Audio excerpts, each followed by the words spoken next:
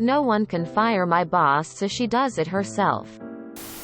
This isn't my story, but I was able to witness it in all its glory because I used to work for one of the people involved. Years ago, I used to work at a state government agency where my boss was a political appointee. Her mom was a bigwig in our governor's party who wrangled a political appointment for her daughter, which meant she had some clout behind her. Let's call her Shannon. Shannon was not good at her job at all. She was frequently out of the office for meetings, e.g., 2-hour lunches, coffee with friends, a bit of shopping. She was also a bully and a tyrant.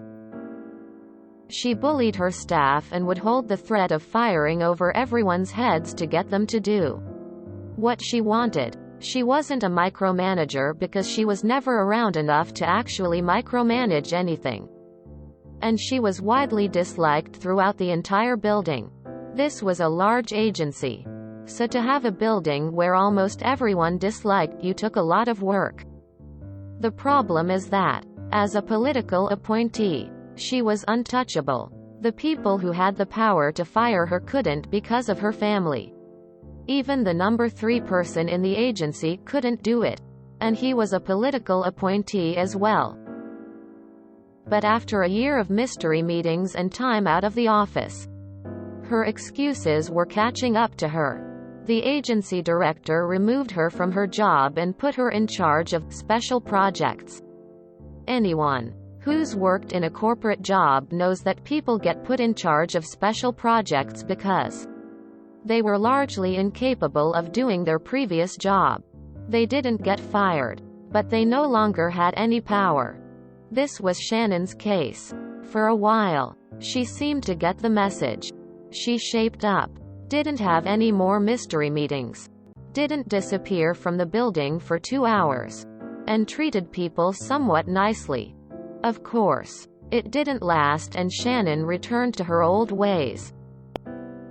Around that time, we got a new assistant director. We'll call her Trisha, who was also a political appointee. She was the number 2 person in the whole agency.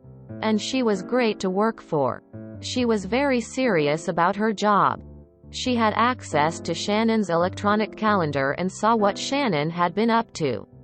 She then cross-checked the security logs to see when Shannon was in and out of the building. After her brief investigation, Trisha emailed Shannon with a list of dates and said, "Can you tell me more about these different meetings you were having? And why they took so long?" Quote, I'm paraphrasing. Well, Shannon wasn't having any of that. How dare Trisha call her character into question? This was an outrage. It was so outrageous, in fact, that Shannon wrote a resignation letter and slammed it down on Trisha's desk. That'll show her. After a few hours, Shannon had time to think about what she had done. She remembered that she had a 1-year-old at home. She also remembered that her husband was an unskilled truck driver who made $8 an hour. Edit. He was a local delivery driver for a construction firm, not a CDL driver. And she remembered that she was the primary breadwinner for her family. She went back, hat in hand, and apologized for her attitude. She said she was willing to try harder. And she asked Trisha if she could please possibly have her letter back. Pretty please? Trisha said. Oh, I'm sorry. You're too late. I already processed the letter and sent it off to HR. I'm afraid I can't undo that. Do you remember in the movie, The Incredibles, when Mr. Incredible fought the giant ball with legs? The ball was so indestructible and powerful. The only thing that could beat it was itself?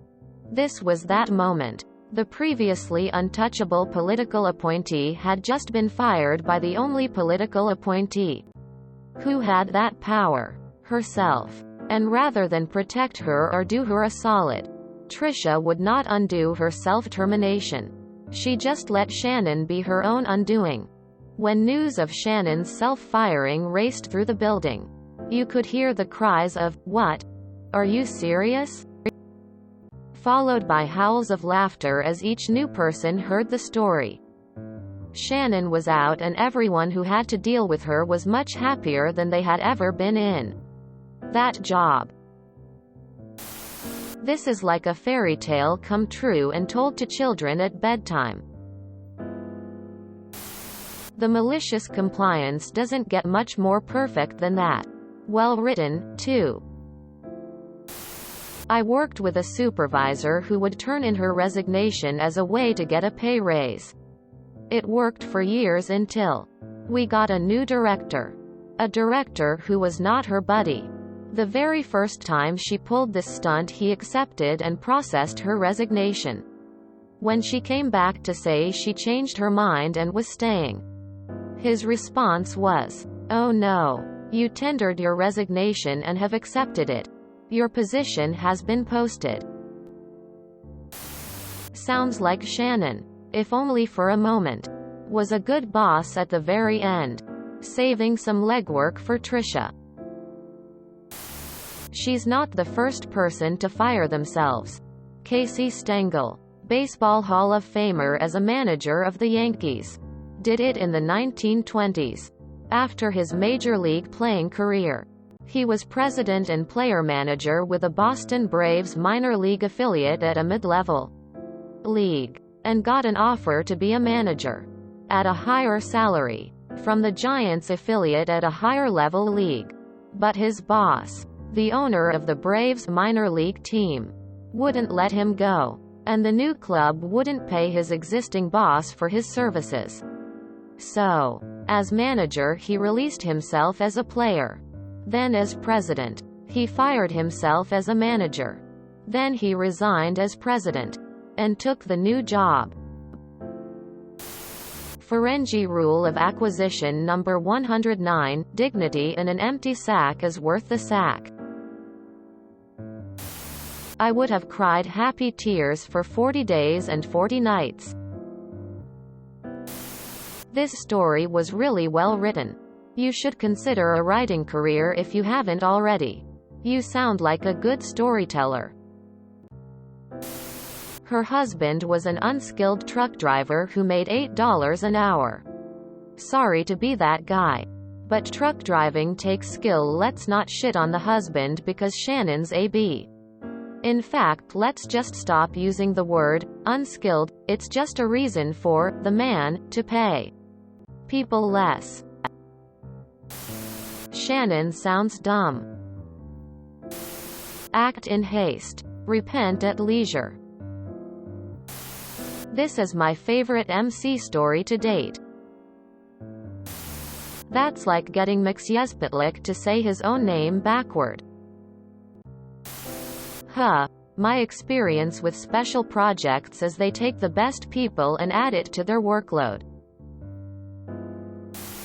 This could be a movie. I love it when trash takes itself out. This kind of happened where I used to work. Also government. She was so awful to everybody. Cried wolf so many times. Openly demeaned staff. Constantly on her phone. Our metrics were very easy to meet. And she wouldn't even try. Just get sour when someone called her out. She decided to quit her secure state government job and got hired on at a small county office. She got fired within 2 weeks of working there for irreconcilable differences outside of her control. Felt so good when I heard, "Fuck you, Jordan." If she was a political appointee, why was she desperate for the income? I thought those people were generally rich and connected. Never interrupt an enemy when they are making a mistake. Tips to CEOs. Hire someone to be an absolute nightmare to work with. Have them bully and harass your peons. Then after some time have them terminate themselves, which would improve employee morale. Rinse repeat for any department with low morale. If you enjoyed this video, please check out our playlists full of similar content. Epic Haircast is like doom scrolling for your ears. Please like, share, and subscribe.